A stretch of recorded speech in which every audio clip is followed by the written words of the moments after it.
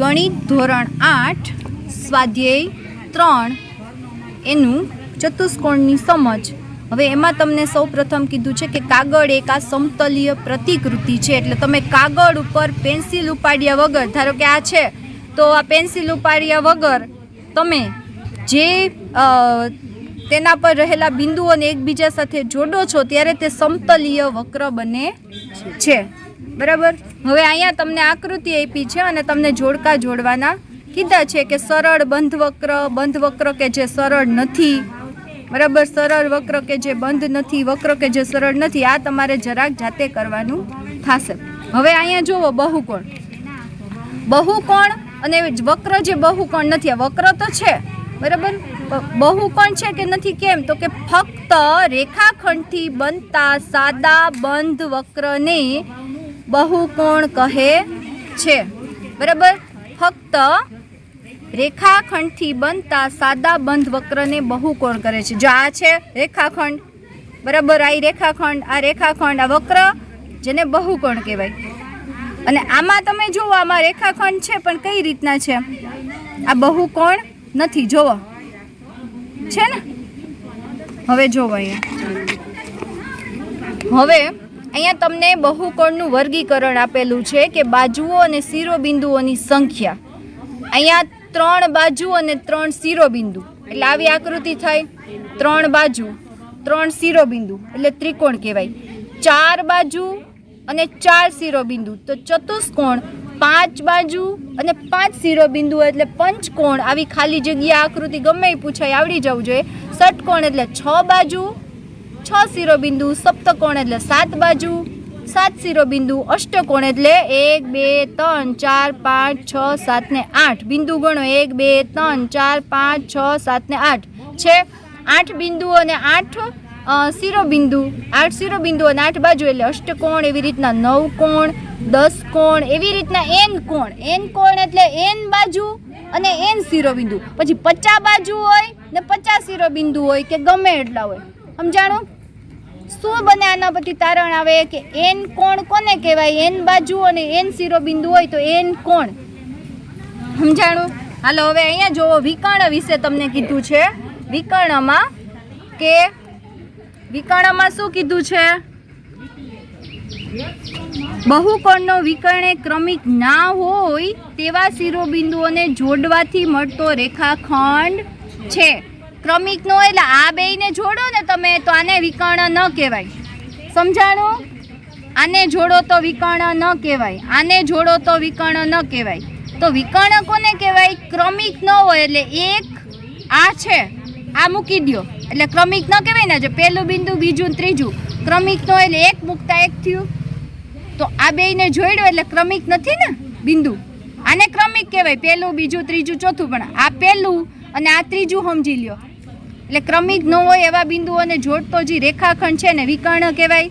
તો આના વિકર્ણ હવે અહીંયા જોવો, આને નાને નહીં જોડવાને, એક મૂકતા જોડતા જાઓ, બરાબર, સમજાણું? હવે આને એક મૂકતા જોડતા જાઓ, એક એક મૂકતા બિંદુ થઈ ગયું આમાં વિકર્ણ।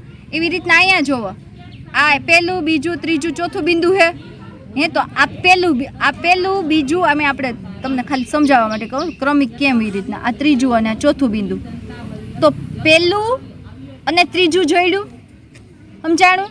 બીજું અને ચોથું જોડ્યું છે ને, ક્રમિક નથી ને, ક્રમિક નથી તો સમજાણું તમને વિકર્ણ વિશે? ક્રમિક ન હોય એવા બિંદુ જોડવાથી મળતો રેખાખંડ એટલે વિકર્ણ કહેવાય।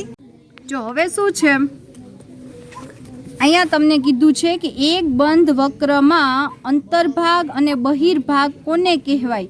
તો કે જો આ અંતર્ભાગ, બરાબર, આ બહિર્ભાગ, આકૃતિ ઉપરથી જ ખબર પડી જાય કે જે આ બંધ આકૃતિ છે ને અંદરનો ભાગ અંતર્ભાગ અને આ બંધ આકૃતિ છે અને બહારનો ભાગ એ બહિર્ભાગ।